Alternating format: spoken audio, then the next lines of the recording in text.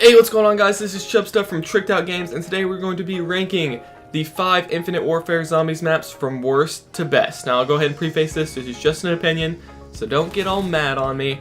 But let's go ahead and get started.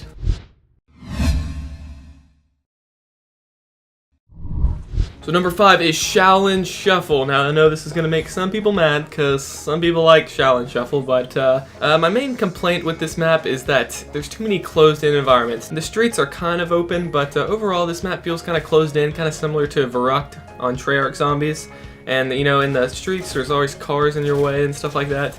And I just feel like there needs to be more like open environments just to run around in and train in. Now, one cool aspect about this map is the karate / ninja moves, however you want to call it. They're pretty cool, especially when you get it up to level 3 and you can just decimate an entire horde. That's pretty awesome, but the problem I have with them is it gets very repetitive if you're playing this map over and over again. You have to get so many melee kills and you gotta get so many shuriken kills, and it's just kind of a process you don't really want to do over and over again, so that can be kind of frustrating. And on top of that, you gotta listen to Pam Grier give the same dialogue over and over again every game, and it just plays throughout the whole map in this weird sort of echoey fashion. And it's just annoying, you know? And nothing against Pam Grier, but no one wants to listen to her talk for 5 minutes every single game. And let's talk about the Easter egg. This has some frustrating steps, especially with the Morse code step on the phone, and shooting the symbols around the map and spelling out words. It's just like, what the heck? How'd they come up with this? Lee Ross, what are you doing? And I will add that the music in this map is pretty darn good. You know, it has 70s music that plays throughout the whole map. You know, James Brown is in there, which is pretty sick. And it's pretty awesome, but for all these reasons, this is why Shaolin Shuffle comes in at number 5.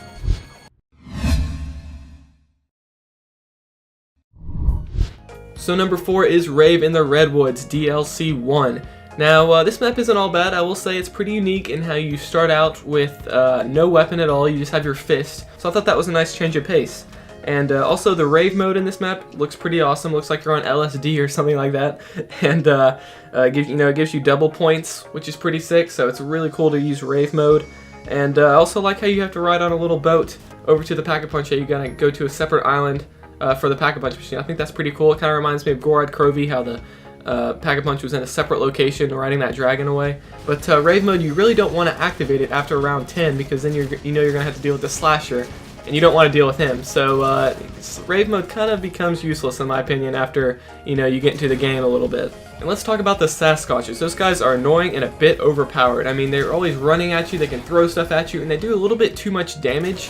And, if you're playing an online match, people are always getting downed by these things. And then another concern is the lack of music in this map. There's that one rave area, but other than that, there's really not much music, at least that I can tell of, in this map. It seems to have the least amount of music of all these Infinite Warfare Zombies maps, which I thought was a bit disappointing, and is why this map is number 4.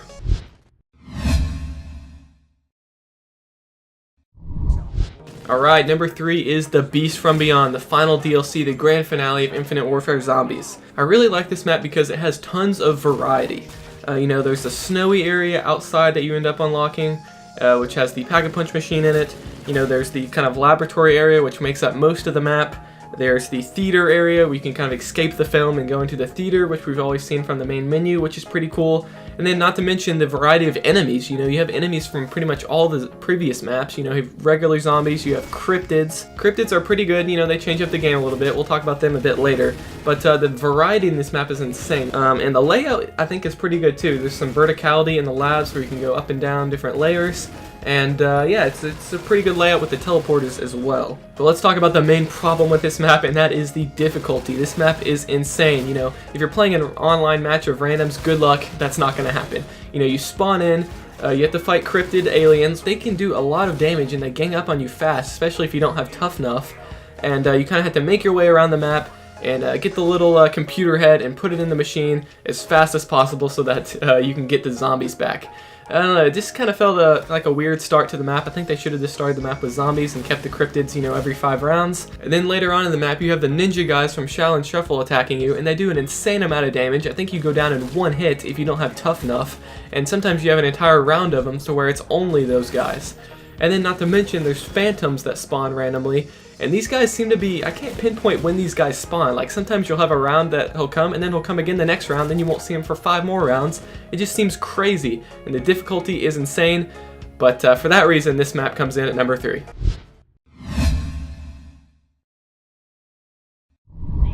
Number 2 is Attack of the Radioactive Thing, DLC 3, and it has a unique setting. You know, it's on the beach. We've never had a zombie map sort of on a big open beach. You know, you start out in black and white, then once you progress to a certain part of the map kind of goes into 1950s Technicolor, which I thought was pretty cool, and the colors do look a little bit bland, but they're meant to look like that because it's supposed to be, you know, sort of crappy 1950s color. This map also features the Krog enemies, which I think are pretty cool. They have strategy to them. You know, they kind of run at you. They have a lot of health up front, but then you can shoot them in the back, and that sort of quickly kills them. I think that definitely adds some strategy and sort of variety in the gameplay. This map also has a ton of open space. I don't think there's any zombie map, except for maybe Ascension, that has this much open space. You know, you have the beach, you have sort of the streets.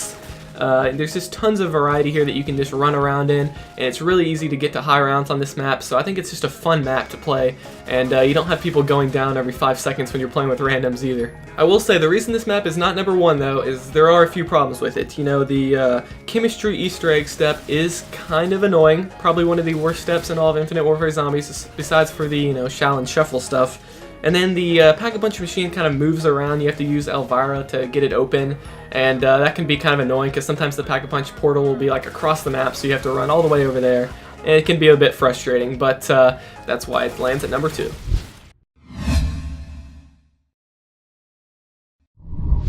Of course, Zombies in Spaceland is number 1 as the best Infinite Warfare Zombies map, the launch on disc map.